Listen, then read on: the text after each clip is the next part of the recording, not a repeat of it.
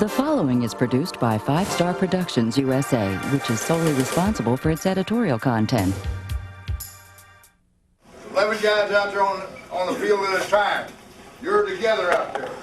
There's another 70 or 60 out here on the sidelines. You're there on the sidelines with them.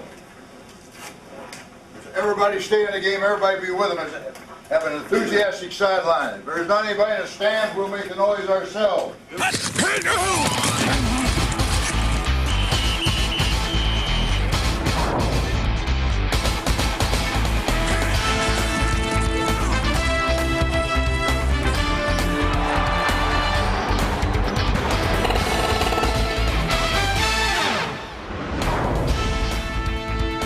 It's the Howard Schnellenberger Show with FAU head football coach Howard Schnellenberger and your host, former Miami Dolphin Jimmy Cefalo.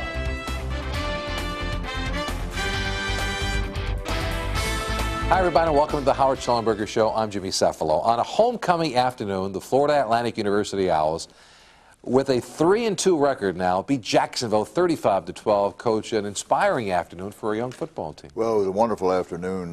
Nice crowd at the stadium, homecoming queen and king, coming off of a bad loss out at Des Moines against Drake. Now to come into our home Pro Player Stadium and get a decisive win over a team that was 4 wins and 1 loss. I know, I played for you, and I know what you harp on. You say you always play like you practice. Did the team practice well last week? They absolutely did, and that was a result of the loss and the rededication of our staff and our team to the fundamentals of the practice period and using that practice period to get ready for the game. And then, thank God, we got the right result. Doug Parker with 4 touchdowns in the afternoon. He's a young man who you knew was going to be a good football player. What's the difference in his play now as opposed to, say, 3 or 4 weeks ago? Well, we finally have convinced him that there's not going to be big gaping holes like there was in high school, that there are going to be tiny cracks. And with his size and speed and ability, if he'll hit those holes at full throttle, he'll burst through there many times. And then that's the time to start looking for the wide open spaces to make the touchdown. First down's first, touchdown second. And they both came for him pretty easily on Saturday afternoon, especially your offensive line, too. Munoz, Ketchum, they both played well, and you got some good blocking from your fullback position, too. Well, all those things are true, but, you know, when a runner runs hard and runs right, those average blocks become great, and great ones become sensational. And defensively, you've got to be pleased, too. You got after their running game.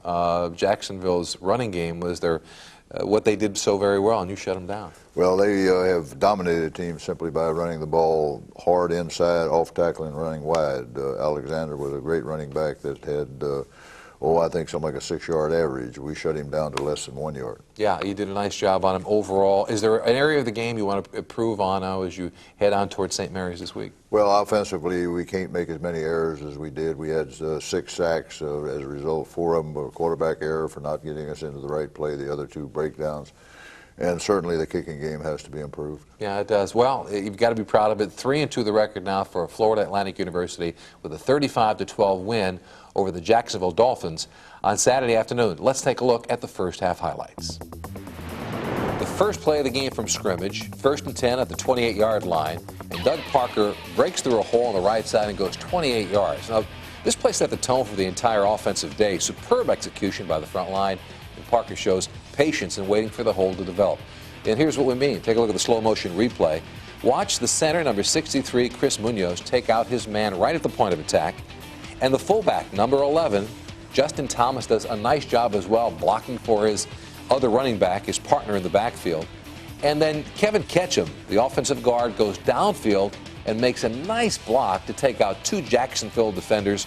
And that allows Parker to do what he does best, hit a hole, use his speed and his balance and his size to get downfield for a gain of 28 yards. Coach, this is the way you draw it up. This is the way you draw it up, and I wish we could show it to our team this way. And I'm glad our fans can see the execution that's needed to get a breakaway play like that. This will be something we can certainly build on, and really am proud of it. FAU at the second goal from the Jacksonville 10th play of the opening drive. Parker, and something you're going to see a lot on the afternoon, goes over for the first of his 4 touchdowns on the day. 7-0 FAU over Jacksonville. Jacksonville 3rd and 8 from the FAU 11. The first drive, Joe Walker blitzes and takes down the quarterback Gary Cooper for a 10-yard loss. Part of our game plan for this game was to blitz a little bit more than we had done in the past. We did hit him with a blitz there that forced the big play and knocked him out of touchdown range. Jacksonville settles for a field goal. Now a great play, a goal line stand. You throw Alexander Murate Johnson does for a loss of 3 yards. And Coach, that was an important play for you. That was absolutely one of the biggest plays of the game, to stop that touchdown drive and then to get us in this situation where we throw the quick takeoff again to Thomas Parker. He's kind of getting to be old hand at the quick takeoff close to the goal line. 14-6, FAU has the lead. FAU 2nd and 2 from the Jacksonville 3. Garrett Jan hands off to who else? Doug Parker. Touchdown again, and FAU is in business. A slow motion replay. Take a look at number 1, DeColin James. A nice block, Coach, for you. That's one of the nicest lead blocks that we've seen, and Parker waited for that to happen and then found that crease right to the inside. And so you knew what was going on. You knew you had the running game working. You knew you were able to shut down Alexander and the running attack of Jacksonville. What did you say to the kids at halftime? Well, we talked about how dominant we were in the first half, but we recognized that the first 10 minutes, the first part of that second half was going to be ultimately important, that we come out and develop a dominance over them that we could carry on through the game. And I think our kids responded. They got a little bit of the smell of blood, and they went out and played even more determinedly. You knew that Jacksonville would try to make some adjustments at halftime. What were you doing to try and counterbalance what they were going to change? Well, we knew that they were going to throw the ball more, and we had gotten them out of their rhythm even in the first half. They didn't in the second quarter didn't run as consistently as they did, and they started going to the passing game, and that's what we had to set up a defense for, the passing game. All right, we'll be back with more of the Howard Schnellenberger Show. Second half highlights of FAU's big win over Jacksonville right after this. We want to build on what y'all have already got going. We want to build on it. We want to go out there like it's practice. Get better. Every play gets better. We're at the end of the game. We're a lot better than we are now.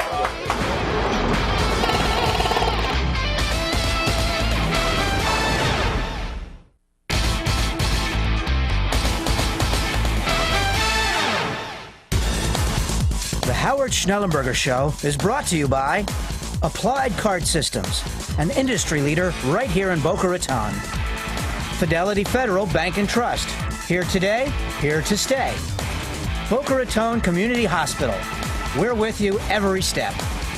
And 5 Star Productions, South Florida's #1 film, television, and radio production company, exceeding all expectations. Welcome back to the Howard Schnellenberger Show. I'm Jimmy Cefalo. We're talking about FAU's big win on Saturday afternoon over Jacksonville, a 35-12 decisive victory for the Owls. Let's take a look at second half action. All right, we begin FAU's first drive of that second half, 1st and 10 on the 35 of Jacksonville. Jan hands off to Doug Parker. Parker up the middle for a gain of 30 yards to the 5-yard line.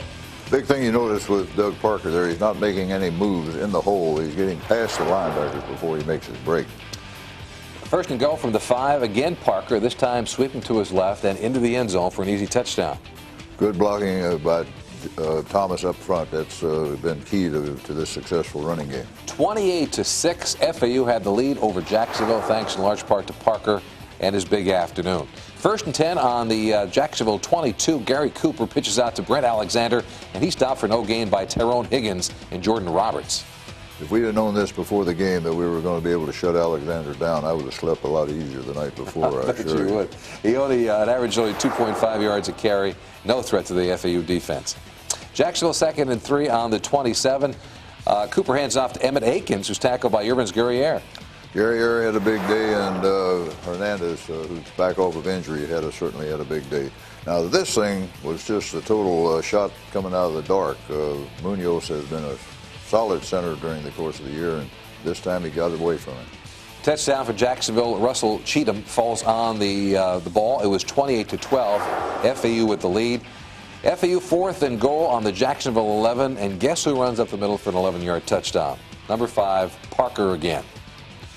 Well, this time he had such a big hole and no resistance that his weight going forward almost caused him to stumble and not get into the end zone. 4 touchdowns on the afternoon for that man, Doug Parker, and FAU wins it by a score of 35-12 on a wonderful afternoon. Homecoming for the Owls, their first ever and a record of 3-2 on the season for your football team, Coach. Well, this was a very big win. I was delighted that we were able to get it done in good fashion. And probably you're more impressed by the fact that your team came off of a poor performance and were able to rebound. That's an important key to it. It absolutely is. We've only had had two losses, and they were both. We got out of the losing period real quick. Only had one loss, didn't have two in a row, and that's important as you develop your tradition of playing. And you've got St. Mary's coming up this weekend. We'll talk about them a little bit later on, but are they a good football team? They're a very good football team. They're from the far west, and they're world travelers. Yeah, they sure are. All right, let's take a look at the play of the game.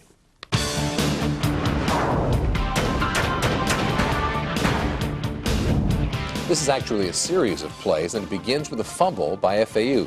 Colin James can't get the handle on it, and Jacksonville picks it up at the 1, Coach. Picks it up at the 1, and now they have 4 chances to get it in. And the first one, our tackle submarine and knocked the offensive line back, no gain. Second and 1, a goal from the 1, and Alexander tries to get in, and he's met by a host of players, including Fortier, our middle linebacker, stands him up, and then the balance of the attack gets there. So now it's 3rd and goal from the 1. Again, Jacksonville with the attempt. They go to the big back, Alexander. Here now he's going around the left end, and we need to get support out of the secondary, and Boomer comes up and makes the play, and again there's gang tackling and support. You know, they tried the middle, they tried the off tackle, they tried the sweep, and we shut it down. And they settle for a field goal. It gives you a huge lift, and you go on to a big win. Coach, defensively you played well. Your offensive line, though, played extraordinarily well, and our player profile today is Dave Richards. Tell us about him. Well, Dave has moved from defense to left tackle on offense, where he had never played before, and he's become a very solid left offensive player. You know, he had some real tragedies happen to him right before he came with us. His father was killed in a truck accident that was devastated, and then just recently his grandmother has passed away, and all of that, he's all bright and cheery, and it's a pleasure to be around, and a leader on the offensive team. And Dave Richards is our profile of the week.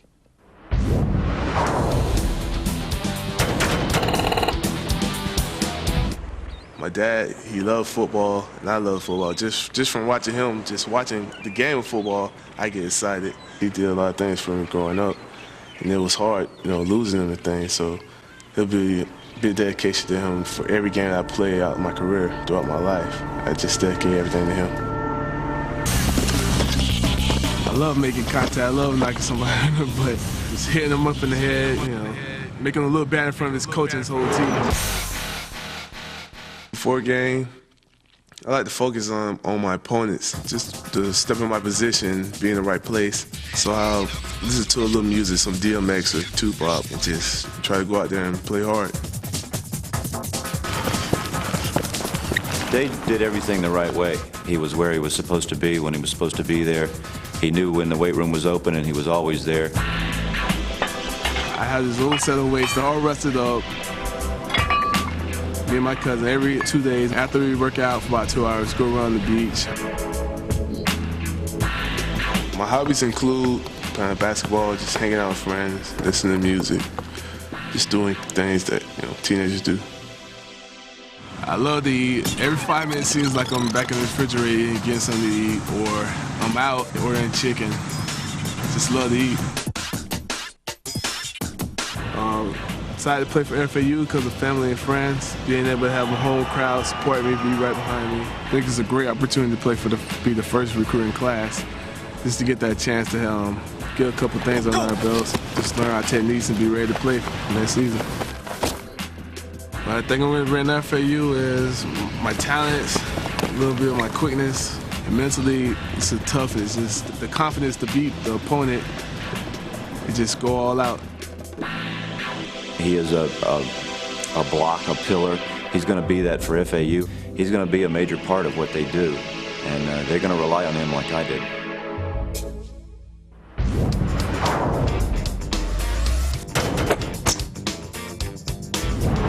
Very much motivated us. We got it on there in practice. We did a very good job all this week, and we just went out there and had fun. We just out there blocking for our quarterback and our running backs.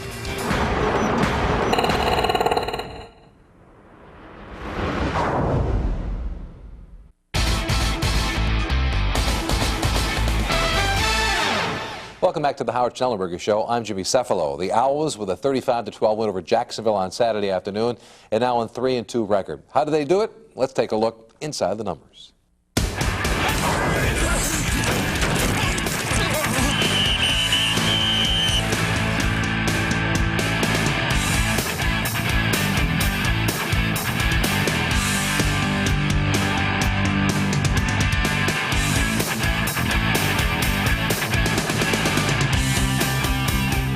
Coach, statistics tell the numbers in this one, and there are a lot of numbers we can point to, but one is first downs. Jacksonville had only 9, and 3 of them were by penalty. Well, traditionally, they would have 17 or 18 by the running game alone, so it was a magnificent day for the defense. Yeah, in so many ways. Net yards passing for Jacksonville, just 58, and then rushing the football, well, they just couldn't get it done, which brings us to the stat of the week.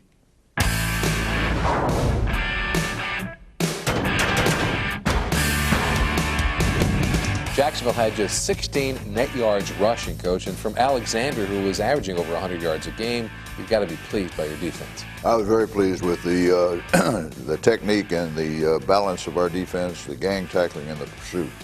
Those are the things you need to shut down a great back. And you mentioned your tackles played very well. They clogged up the middle, didn't give much room to run. Yes, and we alternated tackles. We had Cave in there along with Roberts and the first team, and that way we kept them fresh. And here again, the secondary, Boomer coming up, making the tackle. And there just wasn't any place to go for the first time in this since our defense has been together. And so that was your stat of the week, just 16 net yards rushing for Jacksonville on the day. Coach, can you use this as momentum builder and continue on defensively and offensively through the rest of the year? Well, we absolutely believe we can, and that's going to be our force. We're going to be talking about practice time. We're going to talk about what we have been able to do. Now we can take the next step in a new defense and learn some other things, but from this we can be better. All right, we'll come back right back on the Howard Schnellenberger Show with our question of the week and a look ahead to next week's game against St. Mary's.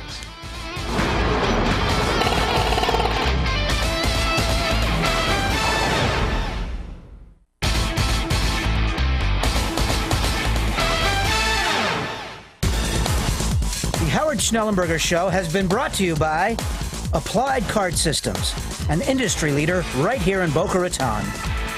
Fidelity Federal Bank and Trust, here today, here to stay. Boca Raton Community Hospital, we're with you every step. And 5 Star Productions, South Florida's #1 film, television, and radio production company, exceeding all expectations. Welcome back to the Howard Schnellenberger Show. I'm Jimmy Cefalo, your host. It is time now for our question of the week.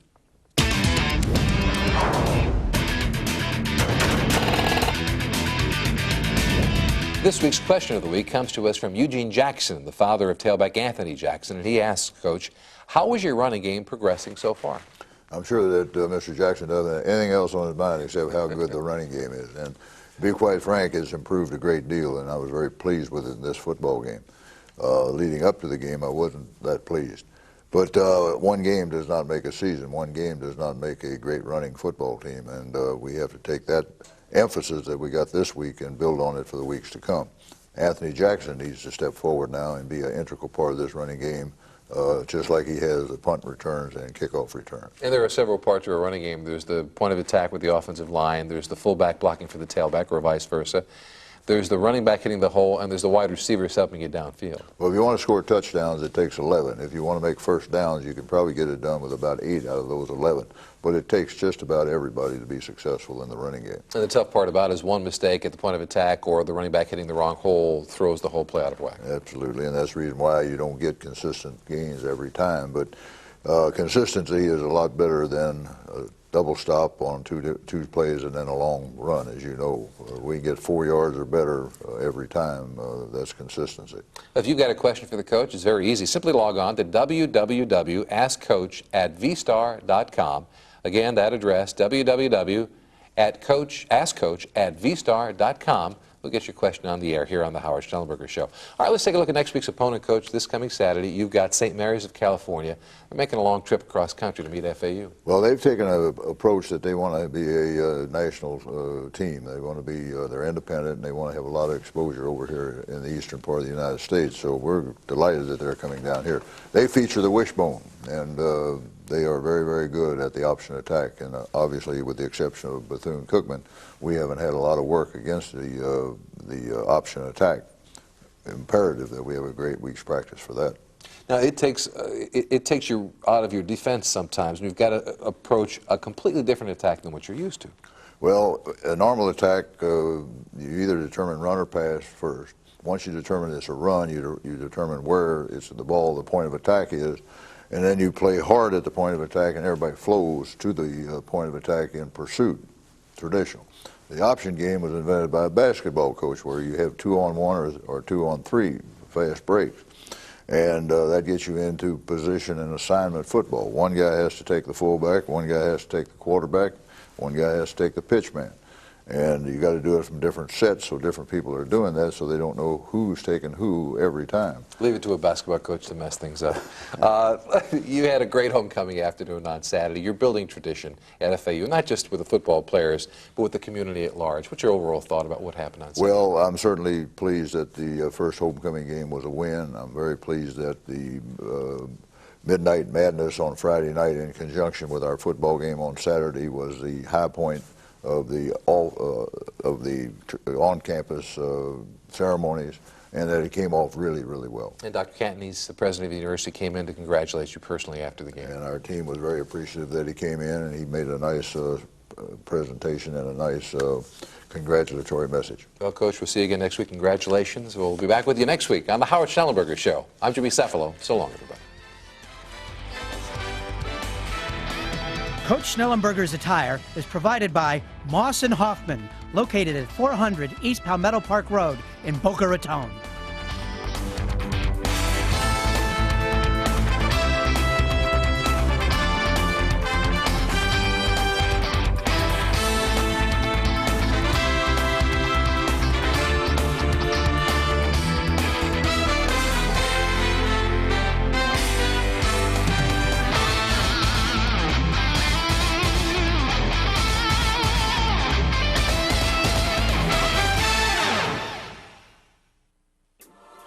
This has been a presentation of 5 Star Productions USA, which is solely responsible for its editorial content.